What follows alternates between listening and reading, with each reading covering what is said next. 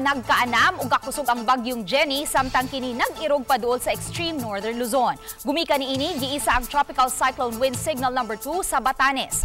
Gikinahanglang mangandam ang maong lugar gumikan sa dautang panahon.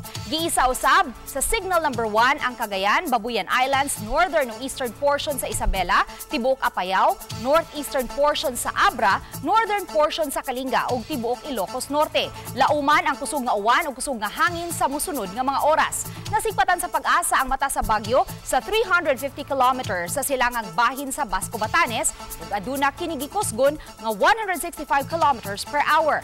Gawa sa Babuyan Jenny nakasinati og pag-uwan karon ang pipila ka mga lugar sa nasod nga makamugna sa hanging habagat. Karong buntaga lauman ang pag-uwan sa pipila ka mga lugar sa Extreme Northern Luzon, Ilocos Region, Cordillera, Central Luzon, Calabar Zone, Mimaropa Region, Bicol ug Western Visayas. Base sa rainfall forecast sa Metro Weather, unyang hapon, uwanon ang pipila ka mga lugar sa Visayas ug Mindanao. Posibleng masinati ang heavy rain sa pipila ka mga lugar mao nga kinahanglan nga mag-andam kanunay sa mga hulga sa pagbaha ug pagdahili sa yuta.